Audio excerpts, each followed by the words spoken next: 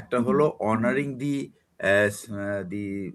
দেশপ্রেমিক সোলজার্স, তাদের একটা অনুষ্ঠান ছিল যেখানে তারা সশস্ত্র বাহিনীর সব সদস্যদেরকে তারা অনার করেছে, যে তাদের কন্ট্রিবিউশন 24-এর সময় তাদের কন্ট্রিবিউশন, দেশের স্বাধীনতা যুদ্ধে তাদের কন্ট্রিবিউশন, প্রেসিডেন্ট জিয়াউর রহমানের অবদান, এগুলি সবই কথা বলছে। এবং তারা খুব স্পষ্ট ভাষায় বলেছে যে যে যাই বলুক, আমরা আমাদের কানে প্রেসিডেন্ট জিয়াউর রহমানের গলা শুনেছি দেশের স্বাধীনতা ঘোষণা করতে, কারণ তার এই গলার আওয়াজ বা তার যে এটার যারা চাক্ষুষ সাক্ষী এখনো তারা আমরা যারা বেঁচে আছি, আমাদের চোখকে তো কেউ ফাঁকে, আমাদের কানকে তো কেউ অবিশ্বাস করাতে পারবে না, অন্য যত ন্যারেটিভই দিক না কেন।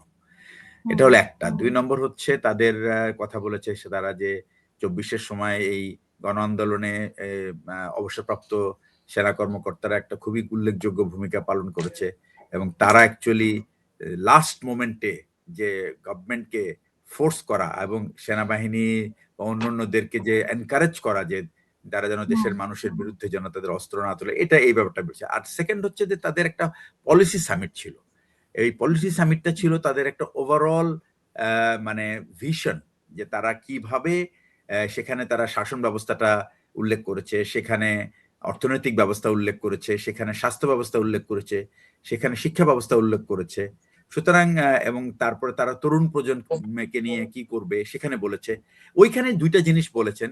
একটা হলো এই একটা প্রশ্ন আমি তুলেছিলাম, কারণ ওই অনুষ্ঠানে আমি একজন শ্রোতা হিসাবে আমি ইনভাইটেড ছিলাম। তো ওখানে আমি একটা প্রশ্ন করেছিলাম যে দেশের আমরা ইলেকশন কমিশনের হিসাব অনুযায়ী 12 কোটির উপরে ভোটার,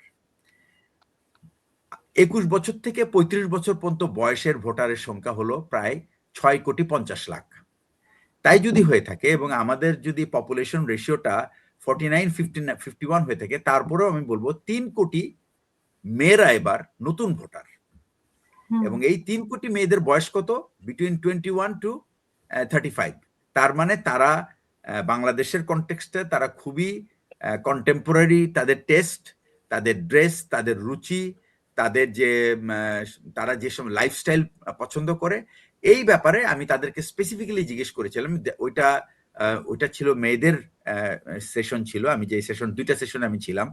তো আমি তাদেরকে বলেছিলাম যে আপনারা এই যে আপনাদের যে পর্দার যে বাউন্ডারিটা, এটা আপনারা কত দূর পুশ করবেন, অর্থাৎ এটা নিয়ে আপনাদের কোন রকম দলীয় এবং আপনারা সরকারে গেলে এরকম কোন সরকারি বিধিবিধানের কোন সুযোগ আছে কিনা, বা করলে কতটুকু যাবেন আপনি। সেই ক্ষেত্রে দুজন ছিলেন, একজন হলো মার্দিয়া মমতাজ, উনি ছিলেন হলো একজন তাদের নেতৃস্থানীয় ব্যক্তি, আরেকজন ছিলেন ডক্টর আয়শা সিদ্দিকা সম্ভবত, উনি হলেন একজন পলিটিক্যাল সায়েন্সের প্রফেসর, উনি মোস্ট প্রবাবলি ভাইস প্রেসিডেন্ট আর কি, মানে জামাতের। তো ওনারা দুজনই বলেছেন যে আমরা স্বাধীনতায়, নারীর ইচ্ছার স্বাধীনতায় বিশ্বাসী, এবং এই ব্যাপারে তাদের পেশা এবং পোশাকে বাংলাদেশ জামাতি ইসলাম কোন রকম রেস্ট্রিকশন বা কোন রকম নীতি বা কোন রকম আদেশ জারি করার পক্ষপাতী না, এবং করা হবে না। সুতরাং আমাদের মেয়েরা 5 ঘন্টার কথা কি, মানে 5 ঘন্টা কি ওনারা 5 ঘন্টার কথাটা অনেক আগে প্রথম দিকে বলেছিলেন, কিন্তু এখন ওনারা ওই পয়েন্টটাও আসছিল। সেখানে তারা বলছে যে আমরা কয়েকটা জিনিস এনশিওর করতে চাই। একটা হলো তাদের পেশা যখন তারা চুজ করবে, সে পেশায় যেন তারা নিরাপদ থাকেন, এবং তাদের অধিকার যেন তারা মানে তাদের যে অধিকার, যতটুকু কাজ করবেন ততটুকু ন্যায্য মর্যাদা, ন্যায্য যেমন মূল্য, শ্রমমূল্য, এটা যেন তারা পান, এটা আমরা নিশ্চিত করবো। এবং এটা যে পুরুষ শ্রমিক এবং মেয়ে শ্রমিকের মধ্যে, এবং সেখানে তারা স্পেসিফিক্যালি একটা বয়ান রয়েছে কৃষি কৃষিতে একটা বিরাট অংশ মেয়েরা অংশগ্রহণ করে, এবং সেখানে সাধারণত মালিকরা মেয়েদেরকে কম পারিশ্রমিক দেয়। এই ক্ষেত্রে জামাতের স্পষ্ট পদক্ষেপ হবে, এটা আমরা যতটুকু যেতে হয় আমরা গিয়ে এটাকে আমরা নিশ্চিত করবো যে এটা সমান শ্রমমূল্য যেন সে পায়। এটা হলো তাদের স্ট্যান্ড পয়েন্ট এই ব্যাপারে। সেকেন্ড হচ্ছে তারা বলছেন যে সে যে ক্ষেত্রেই সে কাজ করুক না কেন, যখনই সে ফিরুক বাসায়, এইটা যেন সে নিরাপদে আসতে পারে, সে ব্যাপারে আমাদের একটা সামাজিক পদক্ষেপ থাকবে। এখন সেটা কি হবে সেটা আমরা ঠিক জানি না। এটা তো মনে করেন এটা একটা ডাইরেকশন বা প্রিন্সিপাল। এই প্রিন্সিপালের অধীনে আপনি কিভাবে এটাকে বাস্তবে পরিণত করবেন সেটা হয়তো আমরা পরে দেখব, কারণ এটা ম্যানিফেস্টো ছিল না তাদের, এটা ছিল তারা চাচ্ছিল যে এইটা তাদের পলিসি, এবং যারা দর্শক শ্রোতা আছে তাদের যদি কোনো অবস্থান থাকে বা তাদের যদি কোনো পয়েন্ট থাকে সেটা যেন তারা জানান, এই হলো তাদের ব্যাপার। সেকেন্ড হচ্ছে ওখানে কিন্তু অনেক বিদেশি উপস্থিত ছিলেন, যেমন ইউরোপিয়ান ইউনিয়নের যারা ইলেকশন মনিটরিং যে গ্রুপটা আসছে তারা ছিল, আমেরিকান ইলেকশন মনিটরিং ছিল, তারপর ইউএন এর ইলেকশন মনিটররা ছিল, বিভিন্ন দেশের ডিপ্লোম্যাটরা ছিল, বিশ্বের যে সমস্ত সংস্থা আছে তাদের প্রতিনিধিরা ছিল। তো ইট ওয়াজ লাইক মানে মানুষ ছিল প্রায় অলমোস্ট 1000-এর মতো, তার অ্যাটলিস্ট 100-100-র উপরে হবে বিদেশিরা ছিলেন। এরপরে সাংবাদিকরা ছিল, প্রফেসর ছিল, আমলা ছিল, বিভিন্ন পেশার মানুষ ওখানে, কিন্তু ওই মেইন বলরুমে কিন্তু তাদের কর্মী বা তাদের সদস্যরা কিন্তু খুব কম ছিল। নর্মালি জামাতের যে কোনো প্রোগ্রামে আমি এর আগেও দেখেছি তাদের যে যারা নাকি অ্যাক্টিভ সদস্য তারা কিন্তু চেয়ার দখল করে না, তারা সাধারণত হলের বাইরে থাকে অথবা হলের পাশেই দাঁড়িয়ে থাকে, এবং গেস্টদের জন্য কিন্তু তারা তাদের সিট কিন্তু খালি রাখে। এটা কিন্তু আমি একটা নর্মাল জিনিস দেখেছি, যে অন্য অন্য দলের প্রোগ্রামে যেরকম একটা হুড়াহুড়ি পাড়াপাড়ি কে আগে সামনে গিয়ে বসবে, সেটা কিন্তু আমি প্রফেসর দিলারা চৌধুরীকে দেখছি, আমি ওখানে ব্যারিস্টার ফুয়াদকে দেখেছি, মাহফুজ আনামকে দেখেছি, তারপরে হচ্ছে আপনার আখতারুজ্জামান সাহেবকে দেখেছি, সবাই ছিল ওখানে। তো যে ব্যাপারটা আমি এখানে বলতে চাচ্ছি সেটা হচ্ছে যে এটা একটা। সেকেন্ড হচ্ছে যে শরিয়ার ব্যাপারে তাদের বক্তব্য খুব স্পষ্ট। জামাত ইসলামী বাংলাদেশের সংবিধানে বিশ্বাস করে এবং সংবিধান মতো তারা চলবে, এবং তাদের কথা হচ্ছে যে জামাতের যে সংবিধান আছে সেই সংবিধানের অনেকাংশেই বাংলাদেশের সংবিধানে সেটা প্রতিফলিত, এবং এখানে তারা কোনো কনফ্লিক্ট দেখে না। যদি কোথাও কোনো কনফ্লিক্ট থাকে সেটা সমস্ত দলের সাথে কথা বলে, যদি তারা ক্ষমতায় কখনো আসে, তা যদি সেটা রাজনৈতিক দলগুলির কাছে কোনো গ্রহণযোগ্য হয় তাহলেই সেটা তারা উপস্থাপন করবে, otherwise they will not go. আর তাদের কথা হচ্ছে যে আমাদের যে পুরনো যে স্ট্যান্ড পয়েন্ট, যে সৎ মানুষের শাসন এবং আল্লাহর আইন যায়, এই কথাটা বলে যে এটা যে আমরা এক সময় ছিল এটা, কিন্তু যদি আমার সমাজ এবং আমার যদি পরিবেশ, আমি যদি এই বক্তব্য নিতে আমার রাজি না হয়, আমি তো সেখানে এটা চাপাই দিতে পারবো না, আর ইসলাম এটা কাউকে চাপাইও দেয় না।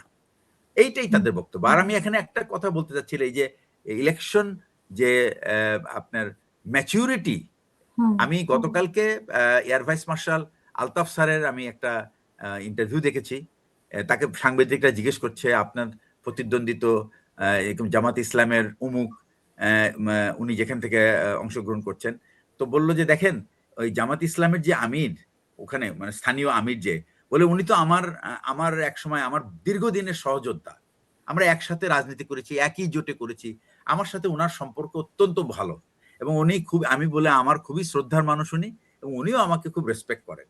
তো আজকেও দেখা হয়েছিল, আমরা নামাজ পড়েছি একসাথে একই মসজিদে, উনি ইমামতি করছেন, আমি নামাজ পড়ছি উনার পিছে। তো আমি তো এখানে ভুলের কিছু দেখি না, এবং উনি আমার জন্য দোয়া করছেন, আমিও ওনার জন্য দোয়া করেছি, এবং আমাদের মধ্যে রাজনীতি নিয়ে বলে উনি এখন আমার রাজনৈতিক প্রতিপক্ষ, উনি তো আমার শত্রু না, উনি আমার সহকর্মী ছিলেন, আমাদের সহযোদ্ধা ছিলেন, একসাথে আমরা বহু কষ্ট করেছি, বলে আমার পাশের রুমে উনি জেলখানায় পাশের রুমে ছিল, আমি তার সাথে কিভাবে ঝগড়াঝাটি করব? আর এটা তো শোভা পায় না আমাদের পর্যায়ে এসে। তো এই কথাটা কিন্তু মানে আমি দেখলাম যে আসলে উনারা রাজনীতিতে কিন্তু অনেক ম্যাচিউরড হয়ে গেছেন, এবং এইটাই কিন্তু actually the reflection of A experience politician, এবং তারা কিন্তু জানে যে ইলেকশন জেতার জন্য তাদের ওই চটকদারি কথার প্রয়োজন নাই, তাদের ব্যক্তিত্বই তাদেরকে জিতিয়ে আনবে। এইটাই হলো এই কথাটাই আমি বলছিলাম। হ্যাঁ, মানুষ কি পছন্দ করে সেটাই এখন, মানে মানুষের মধ্যেও তো পরিবর্তন এসেছে, আগের মতো তো আর মানুষ এর ব্যাপারে ওরকম না যে গিয়ে বললো আর হয়ে গেল। মানুষ তো অনেক চিন্তা ভাবনা করার সুযোগ এসেছে, যেহেতু তবে একটা জিনিস বলি আপা, সেটা হচ্ছে যে যদি এই 24-এর আন্দোলনকে যদি আপনার কেউ আপনার অপমান করে ইলেকশনে জিততে চায়, তার জন্য এটা খুব ডিফিকাল্ট হবে, অনেক ধন্যবাদ খুবই আপনাকে। ডিফিকাল্ট হবে। তো আপনার কি এরকম কোনো দলের প্রতি মনে হচ্ছে যে এরকম কোনো দল করতে যাচ্ছে? না, এর বিভিন্ন পর্যায়ে তো বিভিন্ন ইলেকশন এলিয়ে তো তারা তো বিভিন্ন কথাবার্তা বলে। তো এগুলি কিন্তু আসলে দলের ভোটারদের উপরে কিন্তু অনেক প্রভাব ফেলে এগুলি। হুম, হুম, হ্যাঁ, হুম। অনেক প্রভাব ফেলে। কারণ আমি কালকে আমি বাজারে আমি দেখছি, বাজারে কিন্তু আমি দেখলাম যে কেউ কথা বলে না যে কাকে ভোট দিবে। হ্যাঁ। আমি প্রায় ২-৩ ঘন্টা ছিলাম। আমি ঢাকার ১৭ তে। কিন্তু আমি কাউকে বলতে শুনি নাই যে আমি অমুককে ভোট দিব। তাদের শুধু হুম, একটাই কথা যে আমরা যে উদ্দেশ্যে এই পরিবর্তনটা হয়েছিল, সেই উদ্দেশ্য কিন্তু ইউনূস সাহেবকে কেউ সাহায্য করল না। এই কথাটা কিন্তু মানুষ মনে রাখছে। ইউনূস হুম। সাহেবকে কেউ সাহায্য করল না। উনি অনেক কিছু ঠিক করতে চাইছিল কিন্তু তাকে কেউ সাহায্য করল না। ইউনূস সাহেবকে আর কিভাবে সাহায্য করবে? ওনাকে তো এটা যতটা তো সম্ভব আমরা সবাই জানি কিভাবে সাহায্য ওনাকে তো করা অনেক উচিত সময় ছিল। দেওয়া হয়েছে। সেই সময়ে বা উনি কিভাবে না, ব্যবহার উনি করবেন? তো অ্যাকচুয়ালি শোনেন, অ্যাকচুয়ালি হয়েছে কি?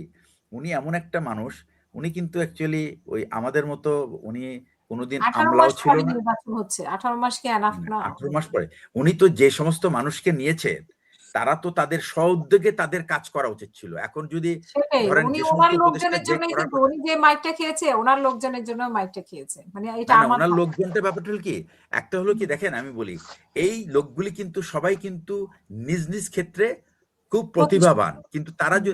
কিন্তু তারা যদি নিজেদের কাজটা ঠিকমতো না করে, এটার জন্য তো মানে উনি তো আর মানে স্কুলের হেডমাস্টার না যে সবাইকে এসে এটার উনি জন্য তো মানে কোনো শাসন দলকে করবেন। দায়ী উনি করা বা বেতাবেন। ইয়ে করা সেটাও তো ঠিক না। এটার জন্য তো এটা এটা তো এখন যখন এনারা যখন এই যে বা উপদেষ্টারা ডক্টর তারা ইউনূসের যখন উদ্দেশ্য বা কি আমাদের ছিল স্বাভাবিক সেটাও তো আমরা জানি না। না, আমি বলি আপনাকে। উনার তাদের উদ্দেশ্য নিয়েও তো অ্যাকচুয়ালি প্রশ্ন আসে। হুম। উনাকে উনি যে উনি এই সমস্ত উপদেষ্টারা যখন আমাদের স্বাভাবিক জীবনে আসবেন, তখন মানুষ তাদের সাথে কি আচরণ করে সেটাই প্রুফ করবে যে তারা তাদের দায়িত্ব ঠিকমতো পালন করেছে কিনা।